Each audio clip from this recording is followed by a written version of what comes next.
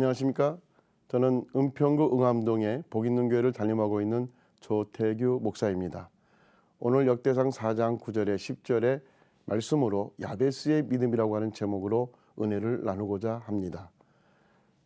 신약 성경의 믿음장인 히브리서에는 그 11장에서 야베스의 기록은 없지만 역대상의 유다의 자손들의 이름을 나열하면서 다른 사람들은 이름만 기록되어 있지만 야베스는 두 절을 할애하여 기록하였던 것입니다. 이는 그가 무엇을 특별한 사람이었기 때문인 줄로 믿습니다. 야베스라는 이름의 뜻은 그의 어머니가 수고로이 낳았다, 고생하며 낳았다라는 뜻을 가지고 있지만 원어적으로 볼 때 고통스럽다 또는 비통해하다 라고 하는 의미를 가지고 있습니다. 이는 그의 이름으로 보아 그의 삶이, 그 여정이 지금까지 어떠하였다라고 하는 것을 알 수 있습니다. 그런데 이 고통의 사람이 축복의 아들로 바뀌었습니다. 과연 어떠한 믿음을 소유하였길래 복의 복을 받았나요? 첫째, 야베스는 그 형제보다 존귀한 자라고 하였습니다. 9절에 야베스는 다른 형제들과는 다른 사람이었습니다. 그는 불행한 사람이었는데 존귀한 자라고 하는 것을 보면 그는 그의 일가 가운데 세력 있는 자라고 하는 의미가 담겨져 있습니다. 이렇게 세력이 있기까지는 그는 자신의 환경에 굴복하지 않았기 때문입니다. 원래 유대 나라에서는 자녀들의 이름을 아버지가 불렀는데 야베스는 그 어미가 이름하여 야베스라 한 것을 볼 때 야베스는 일찍이 아버지를 여의고 편모스라에서 자란 것 같습니다. 또한 질병으로 가난한 환경에서 자랐기에 그를 부를 때마다 불행한 사람이라고 하였던 것입니다. 야베스가 그 환경에 굴복했다면 오늘의 축복을 받을 수 없었습니다. 그 환경을 초월하여 자신의 지경을 넓히기 위하여 하나님께 기도하였던 것입니다. 복의 복을 달라고 그렇게 기도했던 것이죠. 야베스는 하나님 앞에 인정받기 위해 자신의 믿음이 흔들림이 없었습니다. 어려워도 고난이 와도 힘이 들어도 오직 하나님만 바라보고 의지하였던 것입니다. 그러므로 하나님은 야베스의 믿음을 보시고 그를 존귀한 자라고 하였던 것입니다. 그를 귀하게 여겼던 것입니다. 둘째, 이스라엘 하나님께 기도하였던 것입니다. 어려운 삶을 살면서도 의지할 대상은 오직 하나님 한 분임을 그는 알았기 때문에 하나님 앞에 기도할 수 있었던 것입니다. 환난과 어려움 속에서도 더욱더 하나님을 의지하였습니다. 환난을 바꾸어 복의 복을 받는 것은 하나님을 의지하는 것뿐임을 알았기 때문입니다.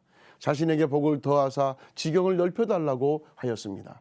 우리는 눈앞에 있는 것만이 다가 아님을 알고 더 넓은 시야를 가지고 멀리 볼 수 있는 믿음이 우리들에게 있어야 됩니다. 이는 믿음의 사람만이 가능하기 때문입니다. 영원한 세계를 바라볼 수 있는 믿음의 눈이 열려져야 된다는 것입니다. 하나님께서는 아브라함을 부르실 때 본토 친척 아비집을 떠나라고 하였을 때 그 말씀에 순종하였고 아브라함의 소유 그 다음에 롯과 소유가 많아짐으로 다툴 때에 롯에게 먼저 좋은 땅을 택하라고 했을 때 롯은 기름진 소돔과 고모라를 택하여 떠나갔습니다. 이 하나님은 아브라함에게 이르시되 너는 눈을 들어 너 있는 곳에서 동서남북을 바라보라고 하셨습니다. 보이는 땅을 내가 너와 내 자손에게 주리니 영원히 이르리라고 창세기 13장 14절 15절에 말씀하고 있습니다. 하나님은 아브라함에게 더 좋은 땅과 더 좋은 지경을 넓혀 주셨습니다. 보이는 땅이 아브라함 땅이 되어지는 것입니다. 아브라함이 있는 곳이 하나님의 역사가 있는 곳이기도 합니다. 왜냐하면 하나님은 믿음의 사람, 그 사람을 좋아하기 때문입니다.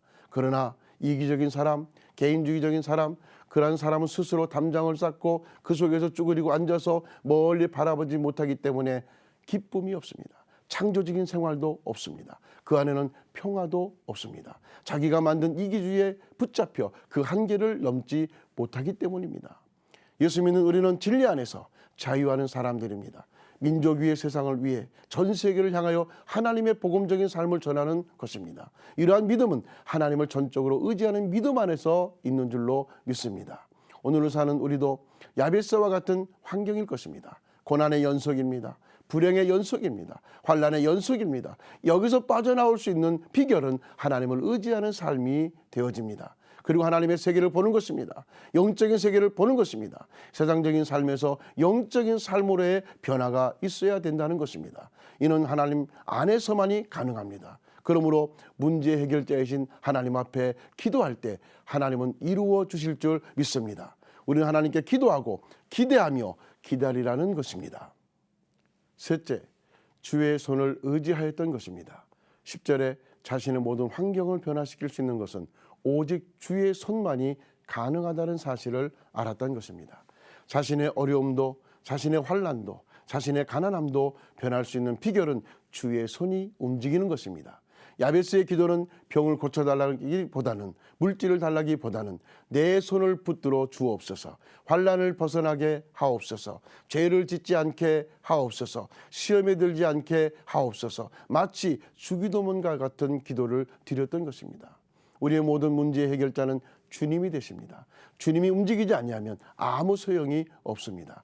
야베스는 환난이 벗어나는 것으로 만족하는 것이 아니라 환난을 벗어나 복이 되게 하소서 기도하면서 주의 손이 움직이기를 기도하였던 것입니다. 아무리 지식이 많고 재물이 많아도 하나님의 손이 움직이지 아니하면 아무것도 이룰 수 없습니다.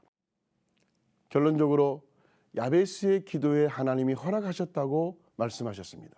환경을 극복하는 믿음을 보시고, 지경을 넓히는 믿음을 보시고, 고난을 이기는 믿음을 보시고, 존귀함의 삶을 보시고 허락하신 줄 믿습니다. 이에 허락하셨다는 그 문제를 다 들으셨다는 것입니다. 그리고 응답하셨다는 것입니다. 어떻게 할 때 말입니까? 신앙의 삶이 사람들 앞에 존귀함을 받아야 된다는 것입니다. 존귀하다는 말은 아무에게나 쓰는 용어가 아닙니다. 이는 하나님의 속성이기 때문입니다. 그래서 성경은 모르드게나 다윗이나 또 우리 성도들에게 존귀한 자라고 말씀하고 있는 줄로 믿습니다. 이는 인정받는 삶을 살아야 합니다. 하나님을 바라보아야 합니다. 이는 우리의 믿음의 대상이 누구인지를 분명히 알아야 합니다. 그리고 주의 능력의 손을 의지하여야 합니다. 이는 전적으로 하나님을 의지할 때 역사가 일어납니다. 하나님만 바라볼 때 하나님이 함께 하십니다. 하나님의 능력이 임하게 되는 줄 믿으시길 주의 이름으로 축원합니다. 그래야 할 때 야베스에게 주셨던 그 복의 복을 우리도 받고 지경을 넓히고 환난을 이기고 승리를 허락하시는 하나님을 만나게 될 줄로 믿습니다.